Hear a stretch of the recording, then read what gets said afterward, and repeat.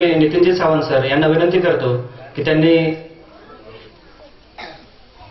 आपल्या व्याख्यानाला लगेच सुरुवात करावी.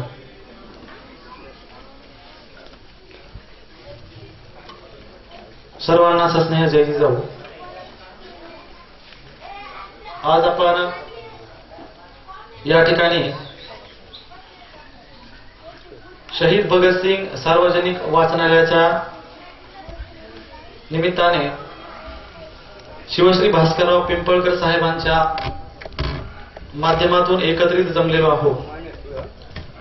आजच्या कार्यक्रमाचे उद्घाटक माननीय शिवश्री विजयरावजी भांबळे साहेब अर्थात तुमचे आमचे सगळ्यांचे लोकप्रिय आमदार.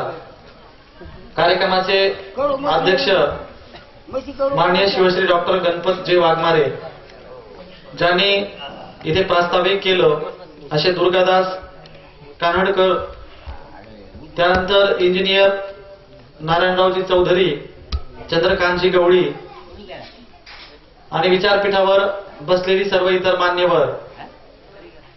त्यानंतर ज्यांनी सुंदर सूत्रसंचालन केलं असं जगद्गुरु तुकोबाराय साहित्य परिषदेचे जिंतूरचे तालुकाध्यक्ष शिवश्री मत्रे सर, त्यांचे सहकारी साहित्य परिषदेचे भिसे सर, स्वामी सर, माझ्यासोबत आलेले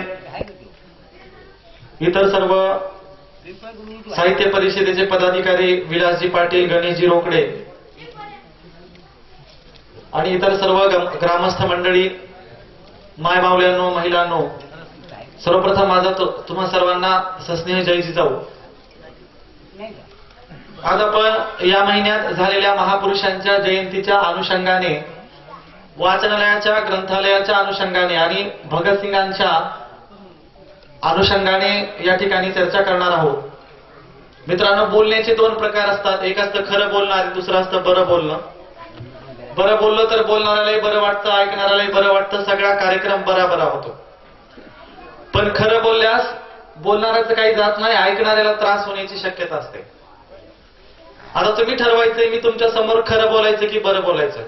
बरं बोलल्यास मला परत येण्याची संधी आहे, चान्स आहे, आणि खरं बोलल्यास ती संधी नाही.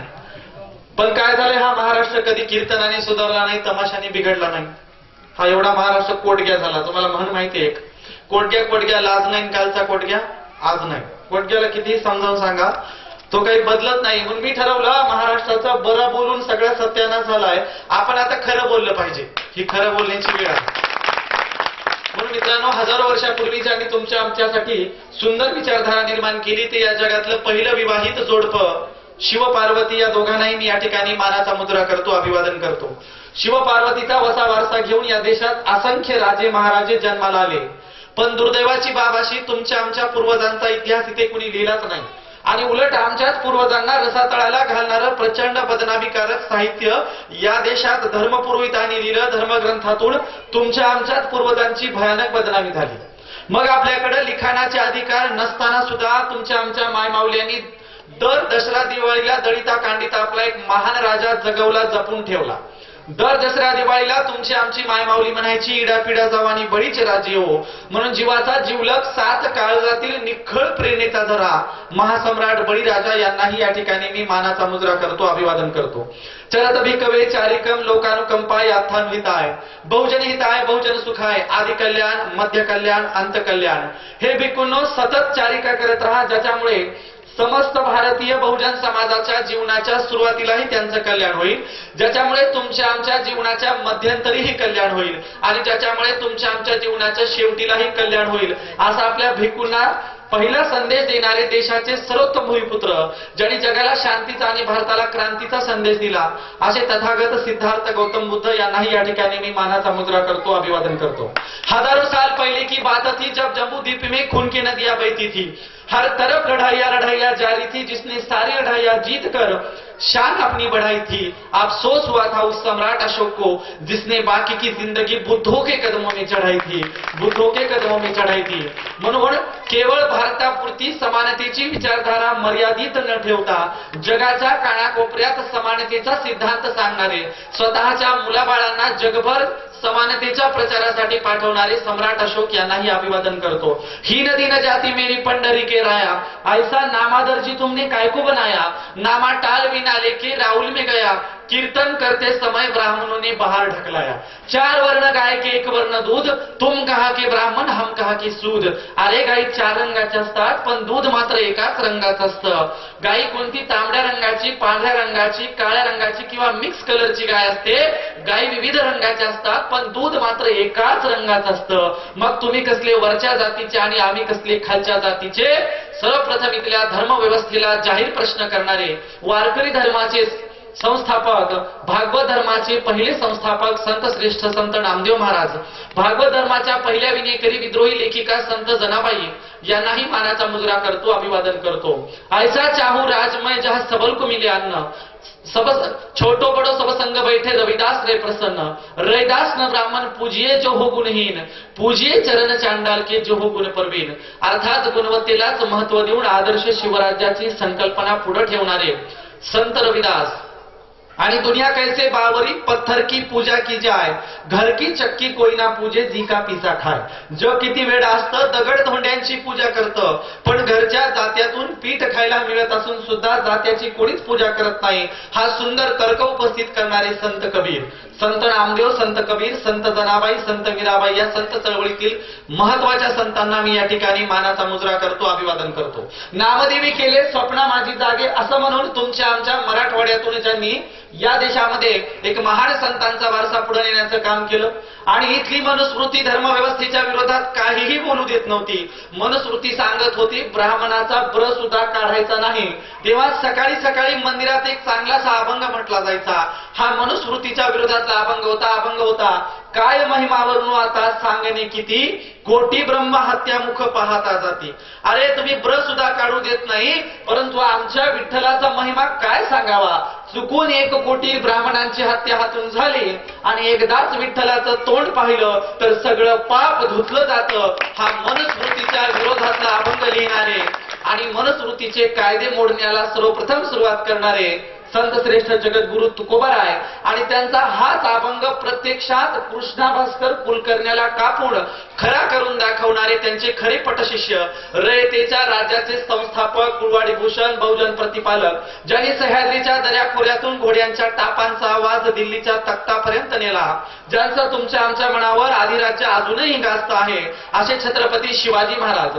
आणि जिने माहेरची देशमुखी, सासरची पाटीलकी याच्याही पलीकडचा उदात्त विचार करून मानवी समाजाला मावळ्या एकच संज्ञेत बांधलं, ज्यांचं माहेर विदर्भ, ज्यांचं सासर मराठवाडा, ज्यांचं कार्यकर्तृत्व पश्चिम महाराष्ट्र आणि ज्यांचा शेवट कोकणात झाला, अशा महाराष्ट्राच्या, भारताच्या नव्हे तर जागतिक सर्वांच्या आमच्या प्रेरणा स्रोत राष्ट्रमाता राजमाता माँसाहेब जिजाऊ यांनाही मी अभिवादन करतो, मानाचा मुजरा करतो। ज्या आजीने जगाला सुंदर नातू दिला आणि ज्या नातवाने 4ही बाजूंनी युद्धयादव्यांना तोंड देत घरातील अंतर्गत बंड मोडून काढलं, ज्यांनी या देशात 900 दीर्घकालीन लढाया आणि 2,500 पेक्षा सर्वात जास्त लढाया खेळल्या, ज्यांनी वडिलांच्या स्वराज्याची 1 इंच सुद्धा जमीन कुणाच्या ताब्यात जाऊ दिली नाही, ज्यांनी वडिलांपेक्षा 4ही बाजूंनी युद्धयादव्यांना तोंड देत घरातील अंतर्गत बंड मोडून काढलं, ज्यांनी साहित्याच्या क्षेत्रात मोलाची कामगिरी केली, ज्यांनी जगाला नखशिका, 7 शतक, नायिका भेद आणि सर्वोच्च संस्कृतचा बुद्धभूषण नावाचा धर्मग्रंथ दिला,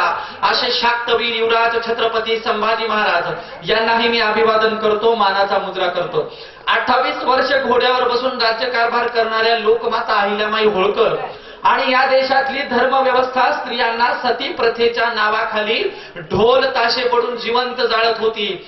जेव्हा या देशात स्त्रिया ढोल ताशे पडून जिवंत जाळल्या जात होत्या, तेव्हा 1400 वर्षापूर्वी माँ के पैरों तले जन्नत होती है, आईच्या पायाशी स्वर्ग असतो असं सांगणारे रसूलुल्लाह सल्लल्लाहु अलैहि वसल्लम अर्थात मुहम्मद पैगंबर साहेब यांनाही मानाचा मुजरा करतो, अभिवादन करतो।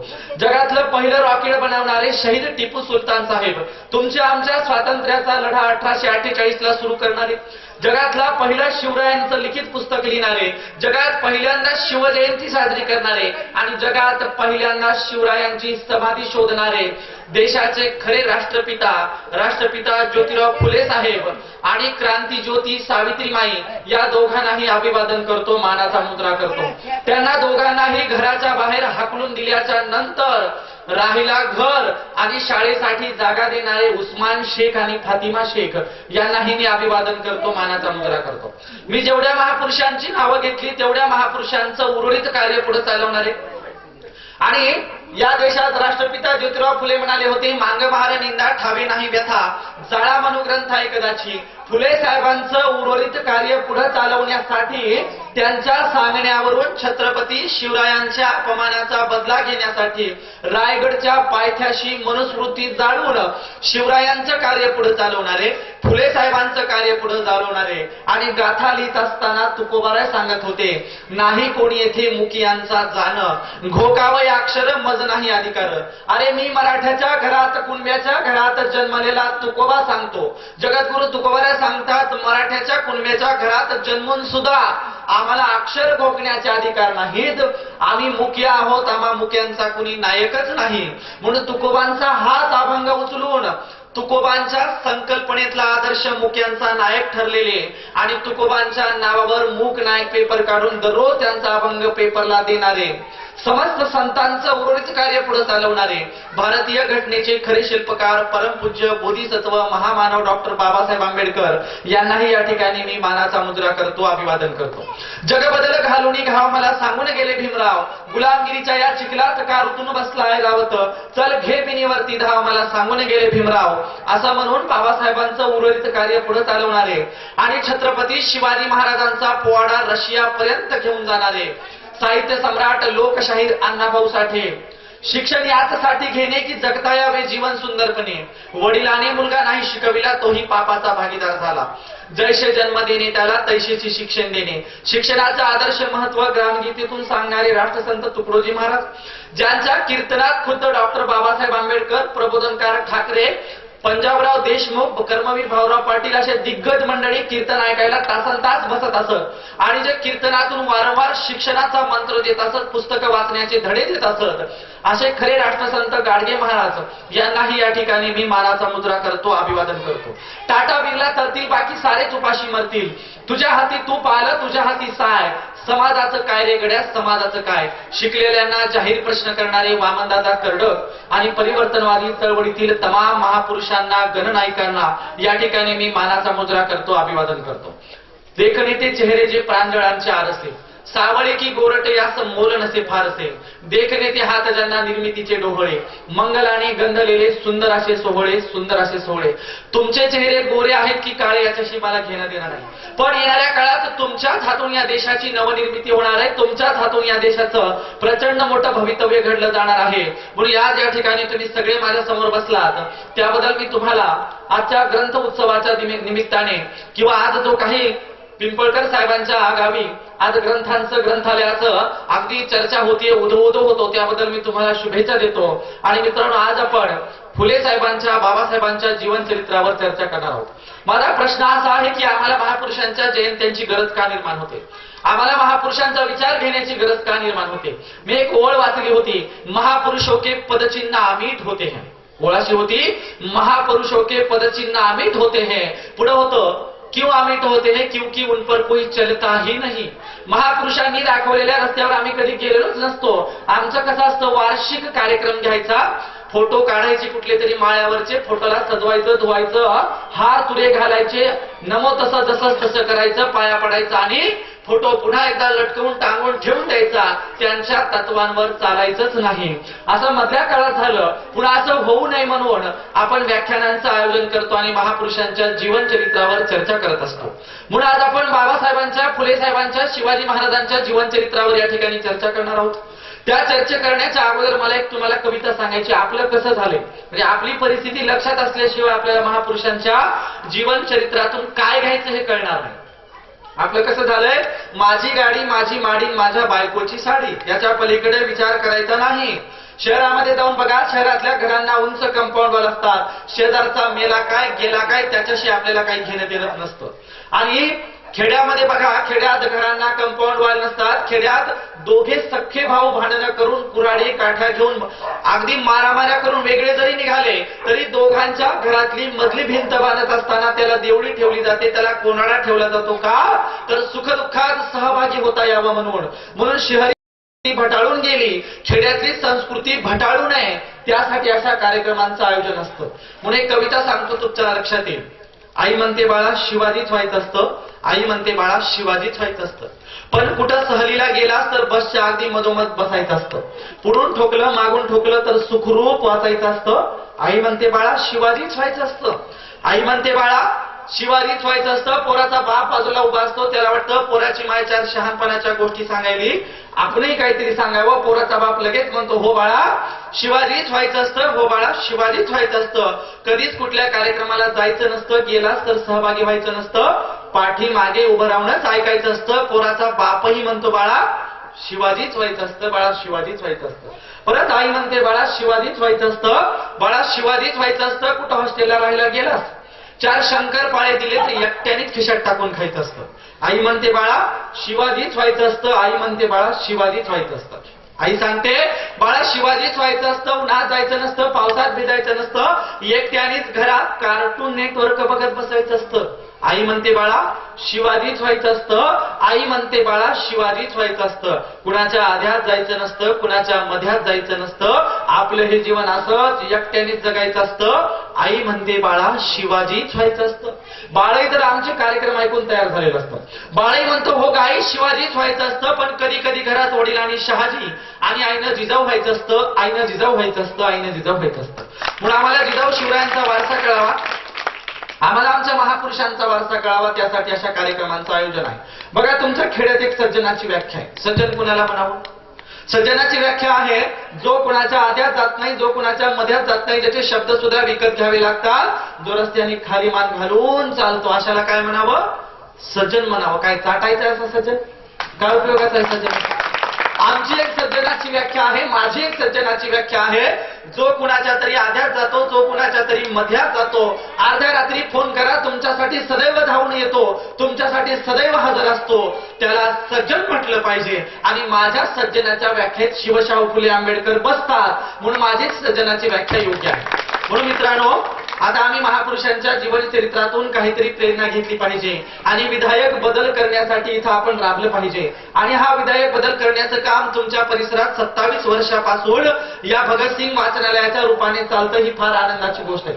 मगाशी आमदार साहेब बोलताना फार छान बोलून गेले की या देशात टाटा बाटा बिर्लांच्या वाक्याला अजिबात किंमत नाहीये.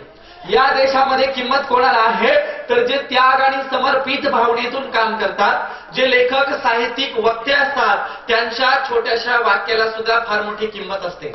आणि या देशातला इतिहास टाटा बाटा बिर्ला अंबानीचा कधी लिहिला जाणार नाही. या देशातला इतिहास चांगल्या पद्धतीने काम करणाऱ्यांचा लिहिला जाईल. बघा तथागतांचे वडील शुद्धोधन शावकर प्रचंड मोठा श्रीमंत माणूस, घरात 1000 सोन्याचे, शेतात 1000 सोन्याचे नांगर चालायचे, पण इतिहास काही शुद्धोधनांचा लिहिला गेला नाही. परंतु सर्वस्वाचा त्याग करून जगभर बिना चप्पलचं फिरल्याबद्दल तथागत बुद्धांचा इतिहास लिहिला गेला. आणि पहिल्यांदा सिद्ध झालं की इतिहास काही श्रीमंतांचा लिहिला जात नाही, इतिहास चांगलं काम करणाऱ्या बुद्धांचा लिहिला जातो. तथागताच्या नंतरचा किस्सा सांगतो. सम्राट अशोक प्रचंड श्रीमंत माणूस आणि एक राजा माणूस.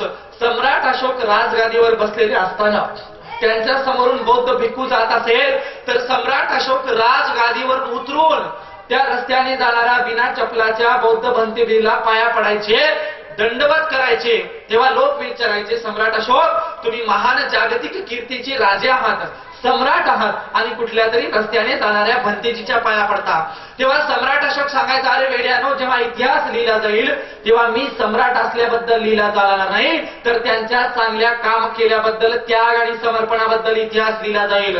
म्हणून सम्राट असणारा अशोक सुद्धा बौद्ध भंतेजीच्या पाया पडायचा. तुकोबांचे वडील शावकरांना कर्ज देणारे श्रीमंत होते. कुणाला तुकोबांच्या वडिलांचं नाव आठवतं काहीच नाही आठवत? बरं आठवेल काही लोकांना, पण मोजक्या आणि तुरळीक. तुकोबांचे वडील शावकारांना कर्ज देणारा महाजन माणूस, प्रचंड श्रीमंत माणूस. पण इतिहास काही बोलोबा मोरेंचा म्हणजे तुकोबांच्या वडिलांचा लिहिला गेला नाही. उलट सर्वस्वाचा त्याग करून त्या परिसरातल्या लोकांची कर्जमुक्ती करून कर्जाच्या वह्या पाण्यात बुडवल्याबद्दल आणि सामाजिक क्षेत्रात, साहित्यिक क्षेत्रात मोठं काम केल्याबद्दल जगद्गुरु तुकोबारायांचा इतिहास लिहिला गेला. याचाच अर्थ होतो इतिहास श्रीमंतांचा नाही, चांगलं काम करणाऱ्यांचा लिहिला जातो. तुम्ही कधी खेड्यात टाटा बाटा बिर्ला अंबानीचे पुतळे पाहिलेत का? नसतात. कधीच खेड्यात टाटा बाटा बिर्ला अंबानीचे पुतळे नसतात. तुम्ही बरं तालुक्यावर जिल्ह्यावर मेट्रो सिटीमध्ये तरी टाटा बाटा बिर्ला अंबानीचे पुतळे पाहिलेत का? दिल्ली किंवा मुंबई कोलकाता चेन्नई नाही, मोठ्या मेट्रो सिटीमध्ये सुद्धा टाटा बाटा बिर्ला अंबानीचे पुतळे नसतात. परंतु तुम्ही खेड्यापाड्यामध्ये अंगावर चिंध्या पांघरून शब्दांचं सोनं वाटणाऱ्या गाडगे महाराजांचे पुतळे पाहिले असतील. खेड्यात दिसतात, तालुक्यावर दिसतात, जिल्ह्यावर दिसतात, मेट्रो सिटीमध्ये दिसतात, विदेशात दिसतात. अंगावर चिंध्या पांघरून शब्दांचं सोनं वाटणाऱ्या गरीब गाडगे महाराजांचे पुतळे आहेत, पण टाटा बाटा बिर्ला अंबानीचे पुतळे नाहीत. याचा असा अर्थ होतो इतिहास पैशावाल्यांचा लिहिला जात नाही, इतिहास गाडगे महाराजांसारखं चांगलं काम करणाऱ्यांचा लिहिला जातो. इतिहास कधीच टाटाच्या माईचा बिर्लाच्या बायकोचा अंबानीच्या आजीचा लिहिला जाणार नाही. उलट इतिहास रमाई भीमाई अहिल्या फातिमा आणि जिजाईचा लिहिला जातो. इतिहास त्याग आणि समर्पणाचा लिहिला जातो. म्हणून तुम्हाला भारताच्या इतिहासात नाही येत आलं तरी चालेल, महाराष्ट्राच्या इतिहासात नाही येत आलं तरी चालेल, परभणी जिल्ह्याच्या इतिहासात नाही येत आलं तरी चालेल, परंतु जाम या गावचा असा इतिहास घडवा की ज्याच्या इतिहासात पिंपळकर सरांसारखं तुमचं नाव अजरामर होईल. आणि सूर्यचंद्र तारे असेपर्यंत जिंतूर परिसरातला जेव्हा इतिहास दिला जाईल त्या इतिहासात सुवर्ण अक्षरांनी पिंपळकर सरांचं नाव घेतलं जाईल. म्हणून आपणही जाताना असं काहीतरी चांगलं काम करून जावं की ज्याचं आपली दखल इतिहासाने घ्यावी आणि आपलंही इतिहासात नाव नोंदवलं जावं. मित्रांनो, फुले साहेबांच्या आणि बाबासाहेबांच्या जीवनचरित्रावर चर्चा करत असताना तुम्हाला त्यांच्या जीवनचरित्रातून चांगल्या गोष्टी प्रेरणादायी गोष्टी ज्या ज्या घेतील त्या विषयावर आपण चर्चा करणार आहोत. काय झालं? डॉक्टर बाबासाहेब आंबेडकरांचा वारसा जगभर सुरू झाला. डॉक्टर बाबासाहेब आंबेडकरांचा विचार जगभर सुरू झाला आणि या विचाराची पहिल्यांदा महाराष्ट्रात पुरी खिंडी पिटवली असेल ती राष्ट्रपिता ज्योतिराव फुले साहेबांनी. काय झालं? पुण्यामध्ये सखाराम परांजपे नावाच्या एका ब्राह्मण मित्राच्या लग्नाला फुले साहेबांना निमंत्रण आलं. फुले म्हणजे श्रीमंत घरचा चांगला सुटा कोटातला मुलगा. वर्गमित्राने सांगितलं, ज्योतिराव माझं लग्न आहे, लग्नाला ये. आणि फुले नावाचा तरुण, ज्योतिराव गोविंदराव फुले नावाचा तरुण सखाराम परांजपे नावाच्या ब्राह्मणाच्या वर्गमित्राच्या लग्नाला गेला. संध्याकाळचं लग्न होतं. पुण्यात डोक्यावर बत्त्या घेऊन ती वरात चाललेली होती आणि वरातीत कुजबूज सुरू झाली. हा माळ्याचा पोरगा आपल्या वरातीत कस काय? आपल्या ब्राह्मणांच्या लग्नामध्ये माळ्याचा पोरगा कस काय? चर्चा सुरू झाली. माळी शूद्र असतात, ब्राह्मण धर्मानुसार ते आपल्या बरोबरीला चालू शकत नाहीत, आपल्या बरोबर फिरू शकत नाहीत, आपल्या बरोबरीचा मान सन्मान नसतो, तरी हे पोरगा आपल्या खांद्याला खांदा लावून कसं काय चालायला लागलं. चर्चेची परिणिती अशी झाली की लग्नाच्या वरातीतून राष्ट्रपिता ज्योतिराव फुलेंना हाकलून देण्यात आलं. वरात पुढे निघून गेली. मित्र घोड्यावरून हसला, लोकांनी मजाक उडवला आणि अंधारामध्ये ज्योतिराव फुले गोविंदराव फुले म्हणजे गोविंदरावांचे मुलगा सुपुत्र ज्योतिराव फुले उभे राहिले आणि एका झाडाच्या पाठीमागून संध्याकाळी एक पोरगा हसतोय, ज्याच्या अंगावर कपडे नाहीत, पाठीमागे झाडू गुंडाळलाय आणि गळ्यामध्ये मडकं लटकवलंय असं पोरग सांगतो, ज्याची फक्त दात दिसतात. पोरग सांगतो, अरे आम्हाला कळतं कोणाच्या मध्ये मिसळायचं कोणाच्या मध्ये नाही मिसळायचं. आम्ही बघ झाडाच्या मागे उभं राहतो, तू तर एवढा बिनलाज आहेस की तुला नकार असताना सुद्धा त्यांच्यात घुसतोस, मिसळतोस. फुलेंच्या हृदयाला घाव झाले. घरी आले, वाटलं वडील माझ्या बाजूने सुटतील, माझी बाजू घेतील आणि सखाराम परांजपेच्या लग्नात धिंगाणा घालायला येतील, शिव्या द्यायला येतील. पण उलटच झालं. गोविंदराव फुलेंनी शिव्या दिल्या. कशाला गेला त्यांच्या लग्नात? नशीब पेशवाई नाही, नशीब तुला त्यांनी मारलं नाही, काही वाईट केलं नाही, नाहीतर पेशवाईमध्ये जिवंत भिंतीत यांनी माणसं गाडलेली आहेत. पेशवाई संपली, नशीब. आणि मग फुलेंना वाईट वाटलं, माझा बाप माझ्या बाजूला सुटत नाही, कुणीच माझी बाजू घेत नाही, माझ्यावर अन्याय झाला. आणि मग घरादारात पुस्तकं वाचण्याचं काम फुलेंनी सुरू केलं. फुलेंना इंग्रजांनी मुस्लिमांनी मदत केली आणि मग ठरवलं, अरे हा समस्त बहुजन समाज, मराठा समाज ब्राह्मणी गुलामगिरीत अडकलेला आहे, त्याच्यातून त्यांना बाहेर काढायचं असेल तर प्रतीक उभं करावं लागेल, प्रेरणा उभी करावं लागेल. म्हणून तुमचा आमचा एक आदर्श दुवा जोडून देण्यासाठी पहिल्यांदा राष्ट्रपिता ज्योतिराव फुलेंनी रायगडला जाऊन छत्रपती शिवरायांची समाधी शोधली. 5 दिवस समाधी शोधायला लागले. 3 दिवस बाभळीचे झाडं तोडायला लागले. 3ऱ्या दिवशी झाडं तोडून झाले. समाधीच्या समोर फुले साहेब गेले. राष्ट्रपिता ज्योतिराव फुलेंनी समाधीवर फुलं वाहिली. छत्रपती शिवरायांच्या समाधीचा अभिषेक केला. नतमस्तक झाले आणि पाचाडचा ग्रामभटाला कळलं की माळ्याचा फुले मराठ्याच्या शिवाजीच्या समाधीवर फुलं वाहतोय. पाचाडचा रामभट ग्रामभट वर आला, समाधीवर नाचला आणि लाथीनं शिवरायांच्या समाधीवरची फुलं उधळून लावली. आणि सांगतो, अरे ज्योतिराव फुले, तू कुणभट, तू शूद्र, तुझा शिवाजी कुणभट, तोही शूद्र आणि शूद्राचा देव करू पाहतोस, शूद्राला तू एवढा मोठा दर्जा देतोस, तुला असं करता येणार नाही. फुले साहेबांना वाईट वाटलं, ब्राह्मणाशी मारामारी केली, धिंगाणा मस्ती झाली आणि ज्योतिराव फुले चिडून रागे रागे पुण्यात निघून आले आणि ठरवलं, अरे मला रायगडवर शिवरायांच्या समाधीवर फुले वाहू दिली नाहीत, अख्ख्या जगभर शिवरायांची जयंती साजरी करेल तरच नाव सांगेल ज्योतिराव गोविंदराव फुले. ठाणे, पनवेल, मुंबई आणि पुणे परिसरात शिवरायांची जयंती सुरू झाली. शिवरायांवर पवाडा लिहिला आणि आमच्या ज्योतिराव फुलेंनी अशी पाचर मारून ठेवली की जी आजही काढता आलेली नाही.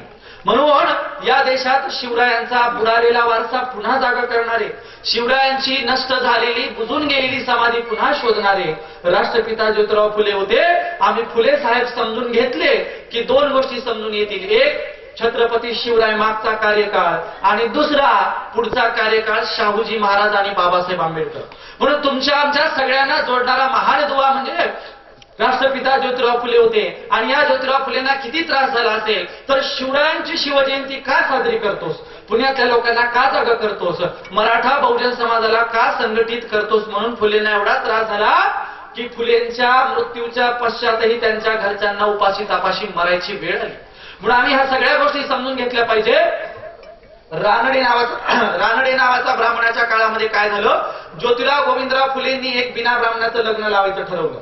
जगातलं पहिलं लग्न लागलं बिना ब्राह्मणाचं 25 डिसेंबरला. बिना ब्राह्मणाचं लग्न लावायचं ठरवलं. ज्योतिराव फुलेंनी नवरदेव नवरीला आणलं आणि लग्नच लावू नये म्हणून ब्राह्मणांनी नवरदेव नवरी लपून ठेवली. पुण्यामध्ये बराचसा शोधाशोध झाली, नवरदेव नवरी सापडेना.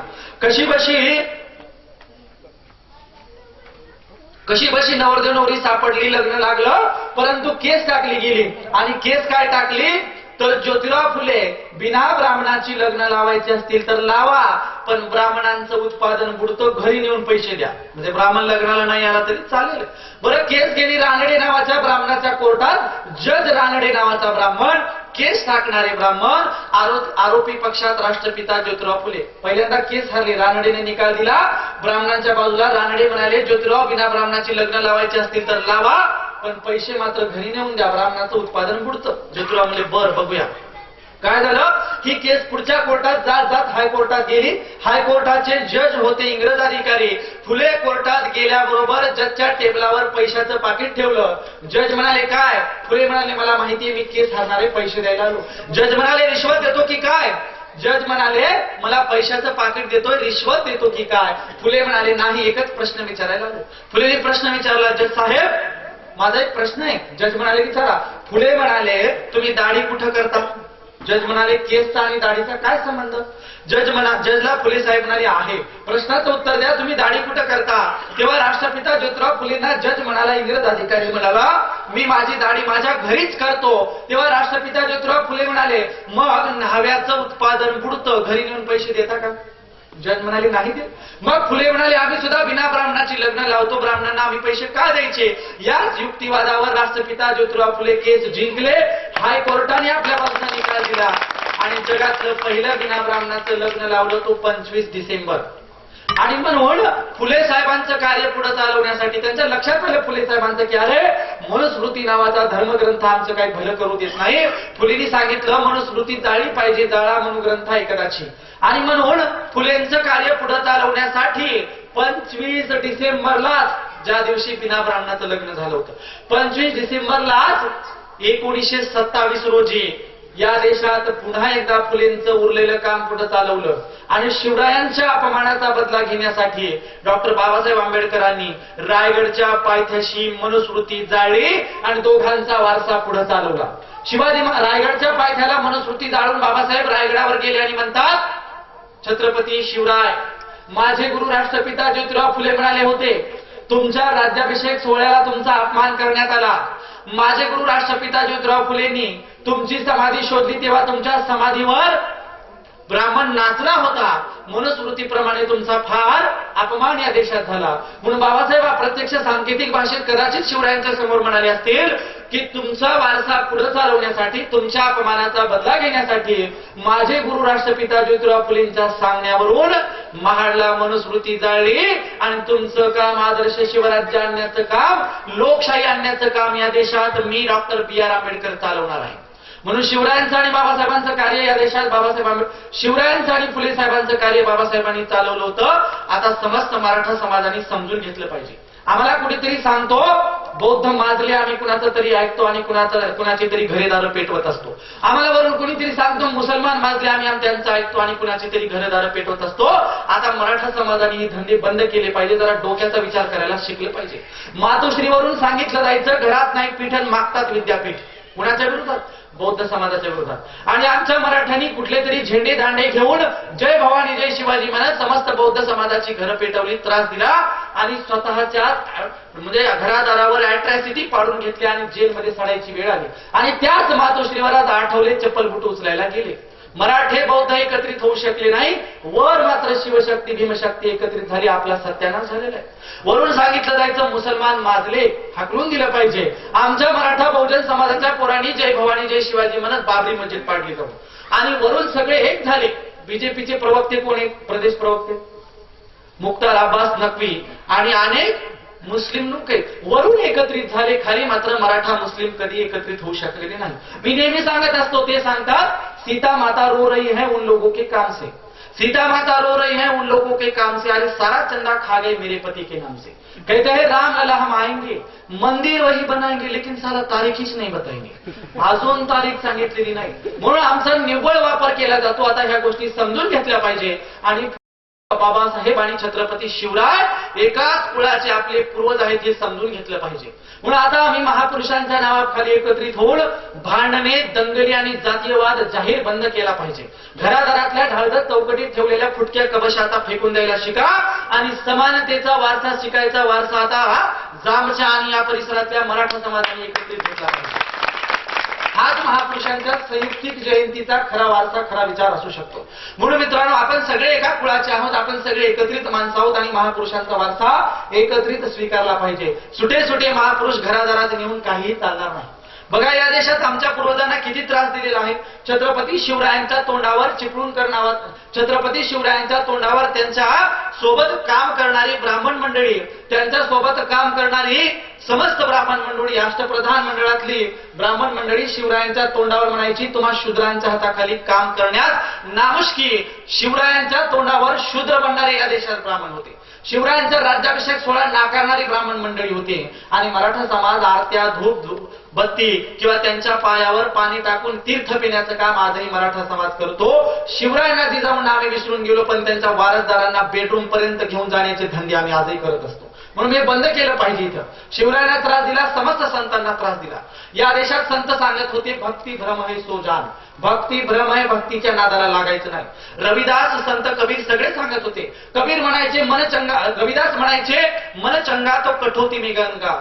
कबीर म्हणायचे कर्म तेरी अच्छे है तो किस्मत तेरी दासी है, अरे नियत तेरी अच्छी है तो घर में मथुरा काशी है. आपल्याच घरात ईश्वर असतो.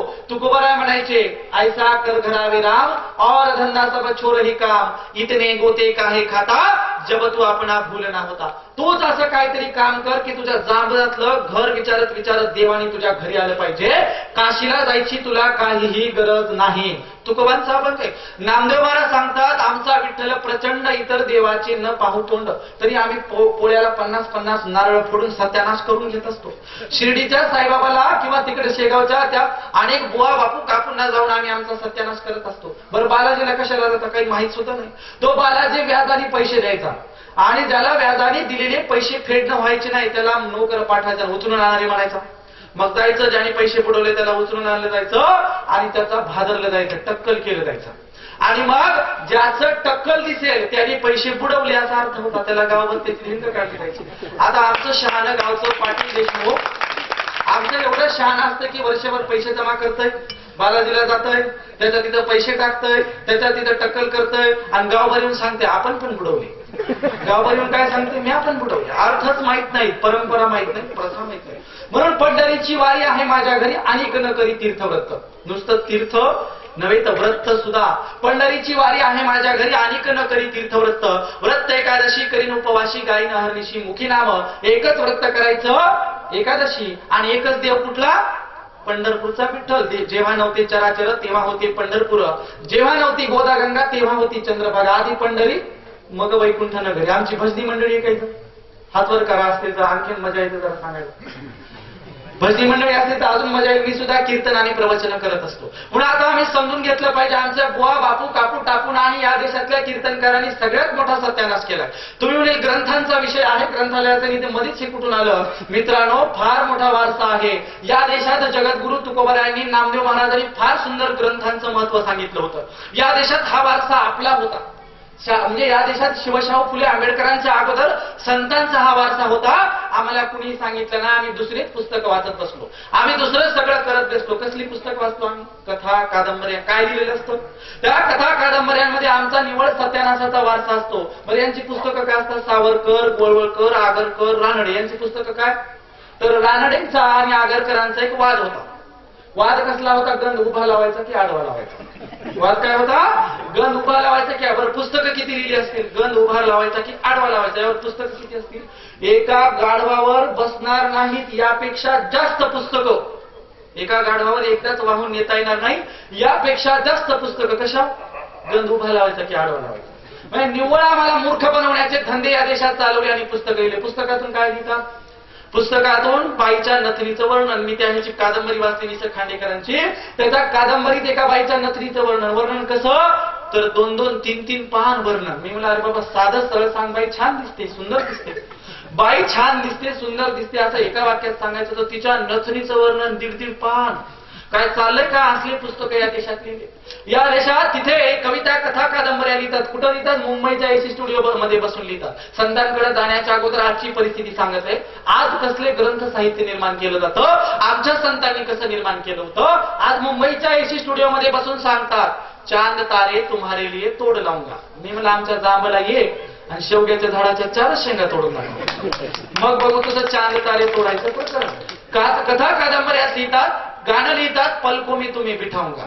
गाणं काय असतं? पलको में तुम्ही बिठाऊंगा. माहीत घालून सांगा तिला खरं डोळ्याच्या पापण्या बसवताय?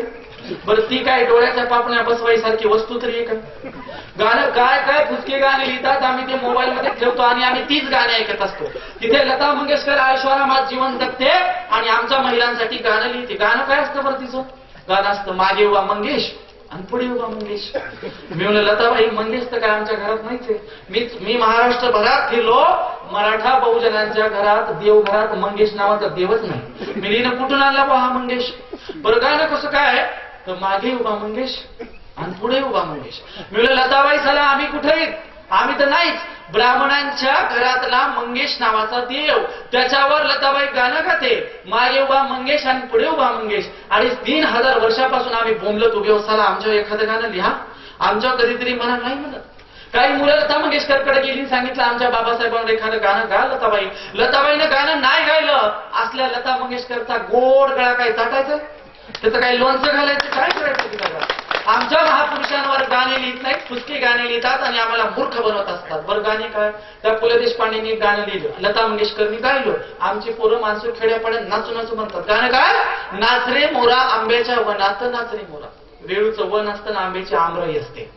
वेळूचं वन असतं आणि आंब्याची आमराई असते. अरे तिला कोणीतरी सांगा अगं बाई वेळूचं वन असतं आंब्याची आमराई असते. तू म्हणते नाच रे मोर आंब्याच्या वनात, आंब्याची आमराई म्हण नाहीतर वेळूचं वन तरी म्हणीला कोणीतरी सांगा रे. तरीही लक्षात येत नाही. बरं पुढं काय म्हणते? ढगां शिवारा झुंजला रे आणि काळा काळा कापूस पिंजला रे. मी माझ्या बाप जर मी कधी काळा कापूस पाहिला. तुम्ही बघितलंय काळा कापूस असतो? म्हणून असले फुसके बनवून किती मूर्ख बनणार आम्ही. कितीतरी काळापासून त्या कथा कादंबऱ्या घेऊन चाललो. असलं साहित्य आमचं भलं करणार नाही. हे पालखीचे भुई लोक आहेत आणि यांनी ब्राह्मणी व्यवस्थेच्या पालख्या स्वतःच्या खांद्यावरून वाहिलेल्या आहेत. हे साहित्य आमचं भलं करू शकत नाही. आमचं साहित्य पाहिजे. जगद्गुरु तुकोबाराय सांगतात ओले मुळ भीती खडकाचे अंग, अभ्यासाची संग कार्यसिद्धी, दोरे कापिता कांचनी पडिला विसर, अभ्यासी शेवणी वीस पचे. काय सांगतात तुकोबाराय? एक छोटीशी ओलीमुळे हातात घ्या, प्रयोग करून बघू. एक छोटीशी ओली मुळी हातात घ्या, तिला वाकवा, तिच्यात काहीच ताकद नसते, ती मोडून जाते. त्या ओल्या मुळीमध्ये काहीच ताकद नाही, इतकी लवचिक असते, हातात घेतल्याबरोबर वाकवल्याबरोबर मोडून जाते. पण हीच ओली मुळी जेव्हा पाण्याच्या शोधात, स्वतःच्या अस्तित्वाच्या शोधासाठी जमिनीतून जात असते, तेव्हा तिच्या समोर दगड येऊ द्या, खडक येऊ द्या, दगडाला आणि खडकाला भेदून जाण्याची ताकद एका ओल्या मुळीमध्ये असते. आणि तुम्ही माणसासारखे माणसात अभ्यास का नाही करत? जगद्गुरु तुकोबाराय सांगतात. तुकोबाराय सांगतात, पोहऱ्याने पाणी शेंदून शेंदून आडातून त्या दोरीने ओढून ओढून दगडाला चिरा पडते. एका दोरीमध्ये दगडाला कापण्याची ताकद असते. तुम्ही तर माणसासारखे माणसं आहात, पुस्तके का नाही वाचत? अभ्यास का नाही करत? जगद्गुरु तुकोबाराय सांगतात. तुकोबाराय म्हणतात, मडे झाकून या करती पेरणी कुणबियाची वाणी लवला आहे. घरात मडा असेल तात्काळ झाकाने काय करा? शेती करा. तुकोबाराय एवढा सुंदर प्रयत्नवाद सांगतात. तुकोबाराय शब्दांचं महत्व सांगतात. पत्रिकेवर शब्दांचा अभंग दिलेला आहे. आम्हा घरी धन शब्दांचीच रत्ने, शब्दाचे शस्त्र यत्ने करू. शब्द चाबूच्या जीवाचे जीवन, शब्दे वाटू जनधन लोका. तुका म्हणे आम्हा शब्दाची हा देव, शब्दाची गौरव पूजा करू. तुकोबारायांनी शब्दांचं महत्व सांगितलं. पण प्रेम समाधी मी ज्या तुम्हाला इथल्या ब्राह्मणी व्यवस्थेतल्या लेखकांच्या कथा सांगितल्या, सगळे दैववादी. अवधू विसे खांडेकरांच्या एका कादंबरीतली प्रियसी प्रियकराला सांगते, राजा तू तिकडून विमानातून बसून ये आणि मी इकडून विमानातून बसून येईल. दोघांची विमानं जवळ आली की आपण खिडक्या उघडू आणि गळ्याला गळा लावू. मी म्हणलं, अगं बाई, त्या विसे खांडेकरांना सांग विमानाच्या खिडक्या उघडता येत नसतात. खिडक्या उघडल्या तर मरताल, दोघेही पडताल, स्फोट होण्याची शक्यता असते. म्हणून यांना कसलंही भान नसतं. गुडघ्या दिमागाच्या कादंबऱ्या लिहितात आणि वाचणारे गुडघ्या दिमाग मस्त आवडीनं कथा कादंबऱ्या वाचत असतात. म्हणून आता जगद्गुरु तुकोबारायांचा गाथा वाचला पाहिजे. आम्ही आंदोलन सुरू केलं, ज्याच्या घरात नाही तुकोबांचा गाथा त्याच्या पेचकाटात घाला 2 लाथा. चालत नसेल माथा तर वाचला पाहिजे तुकोबांचा गाथा. ज्याच्या घरात नाही पुस्तकाचं कपाट त्याचं घर होईल भुईसपाट.